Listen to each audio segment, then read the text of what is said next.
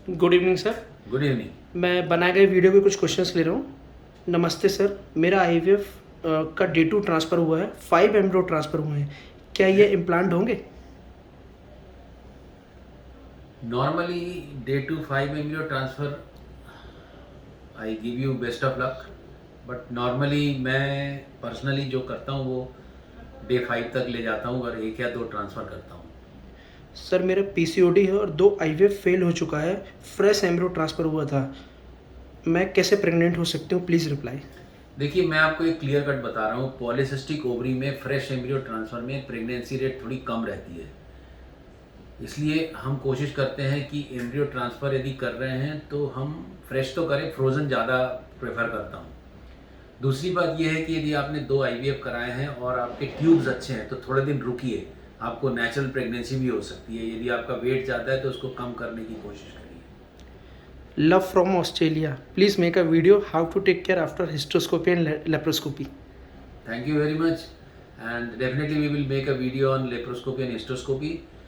Both are, laparoscopy is a surgery and it requires at least 1 day stay, and hysteroscopy usually I do an OPD procedure.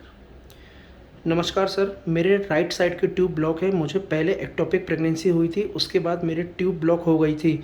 6 month से pregnancy plan कर रही हूँ लेकिन कुछ हो नहीं पा रहा। बिल्कुल, आपको एक बात मैं कहना चाहता हूँ, ये थोड़ा सा इधर जूम करें, जो बच्चेदानी है उसमें जब ये ट्यूब है, इस ट्यूब में यहाँ से अंडा जाता है अंदर, यहाँ से ये योनि है, यहाँ से स्पर्म जाके ये दोनों मिलके एक भ्रूण बनाते हैं। बच्चा बनने की शुरुआत नलियों में ही होती है, या तो इस तरफ या इस तरफ। फिर इन नलियों में हरकत होती है, उस हरकत से इस भ्रूण को भीतर बच्चेदानी में भेज दिया जाता है, यहाँ बढ़ता और पनपता तो एक साधारण प्रेगनेंसी होती है। जब ये फर्टिलाइजेशन के बाद फर्टिलाइज्ड एग जब इस तरफ चलता है तो ये ट्यूब की जो कंडीशन है, यदि यहाँ पर रैगेड या गड्ढे होंगे तो ये जो एम्ब्रियो आ रहा है, भ्रूण आ रहा है, ये कहीं ना कहीं फंस जाता है। आगे फंस जाने के कारण ये ट्यूब बच्चेदानी जैसे फैल नहीं पाती है, तो ये बस्ट होती है या फिर सीरियस मामला होता है, तब हम इस ट्यूब को कट कर देते हैं। इन दोनों ट्यूब में जो ट्यूब अच्छी थी, क्योंकि ये अच्छी होती तो इधर से ट्रांसफ़र होकर प्रेगनेंसी हो जाती, जो ट्यूब अच्छी थी उसने कोशिश करी और फेल हुई, तो ये मान के चलना चाहिए कि जो दूसरी ट्यूब है इससे और ख़राब है।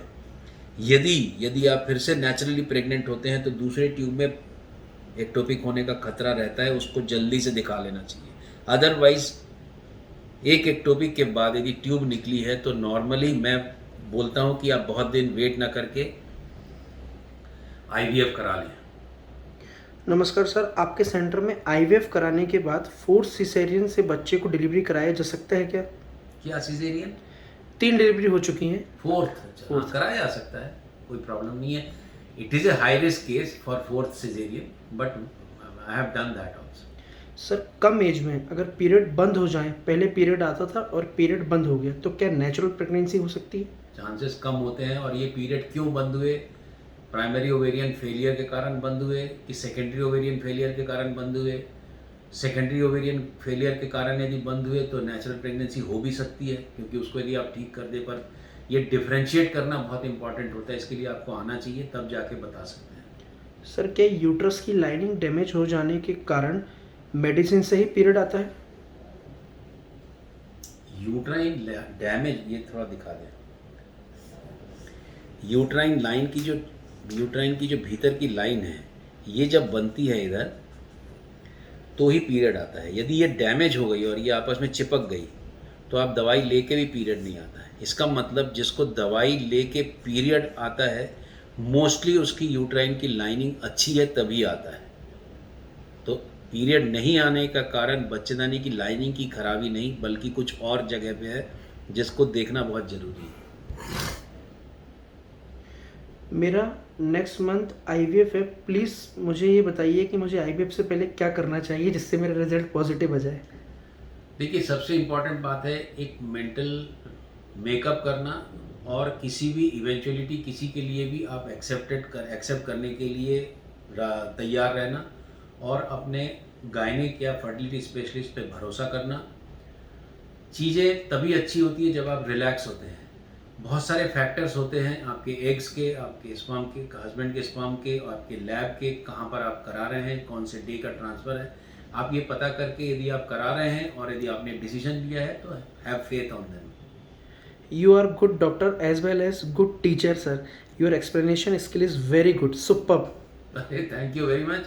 This is a great compliment from my YouTube friends, and this is my extended family. People are watching me, and you broaden this family by more subscription and more share. नमस्ते sir, मेरा period irregular है, मेरे egg भी small size के हैं, hormone imbalance है, मैं कैसे प्रेग्नेंट हो सकती हूँ? नहीं, ये जो आपको बताया जाता है ना कि आपके अंडे छोटे हैं, आपको हार्मोन इम्बैलेंस है, तो कौन सा हार्मोन इम्बैलेंस है? क्या आपको पॉलीसिस्टिक है? क्या आपका हाइपरप्रोलैक्टिनीमिया है? क्या आपको हाइपोथायराइडिज्म है? ये जो चीज़ें मैं बोलता हूँ, इसके लिए आपको किसी एंडोक्राइन हार्मोन वाले डॉक्टर से मिलना चाहिए, ताकि आपको निदान हो सके कि एग्जैक्टली हुआ क्या है, ताकि आपका करेक्ट ट्रीटमेंट हो सके। Very well said by doctor, that one should have basic information as a patient. It is really helpful to understand when I can visit to your fertility center, doctor. You are always welcome, and I respect your views that you accepted my view that the couple should be informed. He or she should be well informed, because I tell one thing: the couple is not as a diseased person coming to me.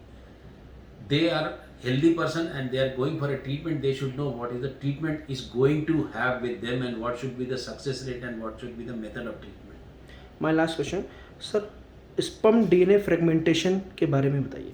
Sperm DNA fragmentation का एक YouTube में video पुराना पड़ा हुआ है. I will try to do, because we are regularly doing DNA fragmentation. थोड़ा सा देवेंद्र जी ये बता दें थोड़ा सा, क्योंकि नॉर्मली क्या है, एक एग को एक स्पर्म फर्टिलाइज करता है.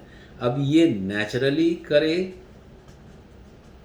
कन्वेंशनल आईवीएफ में करें, या इक्सी में करें, ये जो स्पर्म जा रहा है, इस स्पर्म को यदि आप देखोगे तो इसमें एक हेड होता है. इस हेड के भीतर यदि आप डिटेल देखोगे तो इसका डीएनए होता है अंदर. मतलब जो फादर है, जो मेल पार्टनर है, उसका डीएनए इसमें ट्रांसफ़र होने वाला है. यहाँ मदर का डीएनए है या फीमेल पार्टनर का.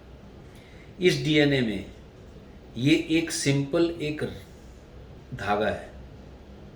इस धागा की ही लड़ी बना के यहाँ रखा है नेचर ने, पैक करके. इस धागे में यदि कहीं पर टूट फूट होने लगे तो ये जो बीच के जो इन्फॉर्मेशन है ये मिसिंग हो जाते हैं. जब ये मिसिंग हो जाते हैं और ऐसे स्पर्म से हम इसको फर्टिलाइज कराते हैं तो कई बार इसमें रिपीटेड एबॉर्शन या फर्टिलाइजेशन फेलियर ये सब होते हैं. इसका वीडियो मैं अलग से बनाऊंगा कि कैसे हम इसको करते हैं. सुनने के लिए धन्यवाद. आपके बहुत अच्छे कमेंट्स आते हैं, मैं उससे बहुत इनकरेजमेंट मिलता है हमको, और हम और अच्छा काम करने की कोशिश करते हैं. हमारे काम में यदि कोई और फीडबैक आप दे सकते हैं तो उनका स्वागत है. जो हमसे विजिट करके गए हैं उन्होंने वो यदि हमको कुछ यदि फीडबैक दे सकते हैं तो we will try to improve it. सुनने के लिए और जुड़ने के लिए बहुत बहुत धन्यवाद.